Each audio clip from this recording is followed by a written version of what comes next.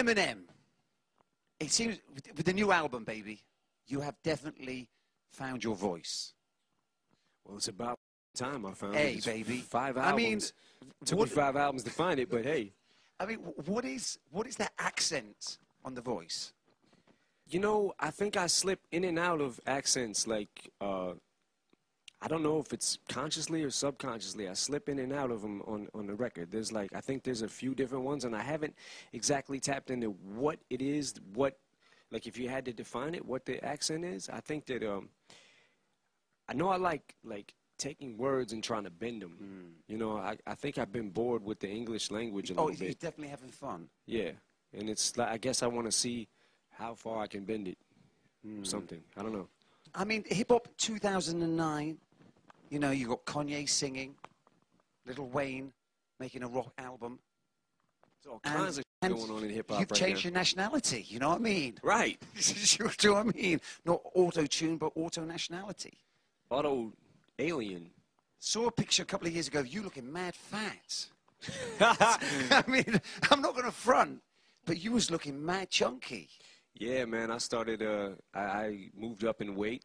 How much? Probably, I don't know. I think I was, I know at one point I was over 200. I don't know how much over 200, 150, 152. Oh, so you really put some weight on. How did that feel? Not good?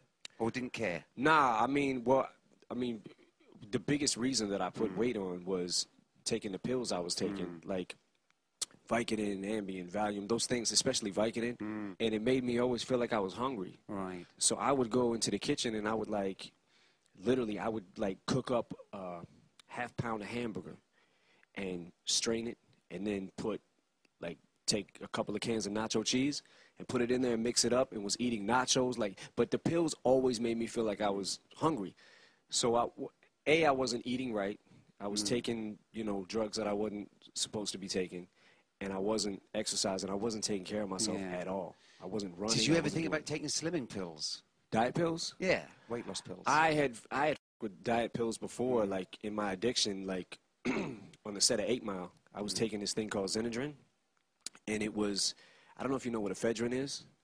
Ephedrine in the States, they've outlawed it now, but it was like a over-the-counter kind of speed. Like it was a legal speed. Right. Like it was a form of speed that you could take, and it would make you speedy, and you'd be up for that. It would get you up, and like a lot of them scenes in 8 Mile, like I was taking that to like get me up, get me, you know, we did a really gruesome schedule on that movie. We were working like 16-hour days. It was crazy.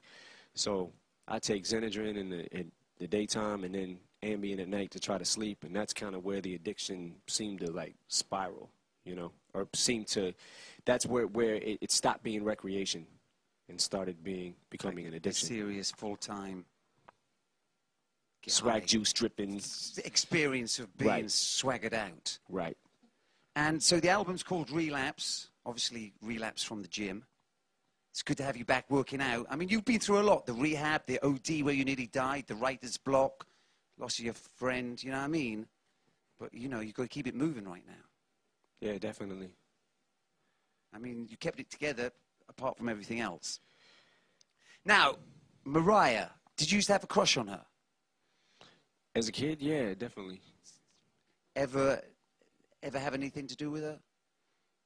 Ever have anything to do with I mean, Media Takeout is reporting today that you urinated on her. Is that true? I what? Urinated on her.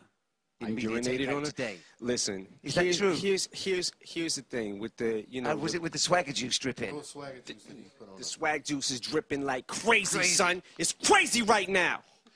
Nah, I mean with the song with Bagpipes from Baghdad, there's a line on there that, you know, was a little harsh. You know. Would you say it's a harsh line, but I had no idea. Would you say a little harsh? Is that being a little unkind? It was pretty harsh. Yeah. It was a pretty harsh line or whatever. On the swagger levels, it was pretty intense. Yeah, it was pretty intense on the swag level. But, you know, man, it's like this. Like, the way I look at it, I said it. It wasn't, you know, it wasn't like I had no idea that he was going to take it like he took it. He took it. I had no idea that Nick Cannon was going to start wilding out on me. What? Wild out time? No pun intended. Pun included. But he wilded out. Pun I mean, what is his problem? Is his wife? I don't know. I heard about some of the things he was saying. I mean, he said some mad things read right his now. blog or anything like that. It's like it's his mission. Now he's saying. Oh, well, I didn't know that. That's how he feels, man. But look, it is what it is. He's supposed to defend his wife. Yeah. I expected him to do that. Yeah. You know what I mean? But at the end of the day, it's a line I said, it's a song. And what I actually meant to say is I wish them the best. I didn't get that from the records. But that's what I meant to say. No, I listened to. I just couldn't hear that. I tried. Really? To hear that I didn't hear it. Wow. Where did You it missed come that from? completely? Where did I? Was that in the chorus? Was that in the hook? It was through the whole song. Maybe- That's what it was. That's the whole message of That the was the record. whole- Is that I we wish wish you them a the very best. happy celeb marriage? Yes, that's exactly what I was Pretty trying much. to say. That's what I meant to say. Why am I late on this? I don't My know. swag was swag low. is It weak was right low. now. Your swag juice is It was- real low right Exactly. now, homie. You might need to refuel up. Okay, well, I'll look for that. And how would you feel like in a sort of 8-mile battle contest with Nick Cannon? I think that's really where you've got to feel some swag pressure right now because it's on, baby.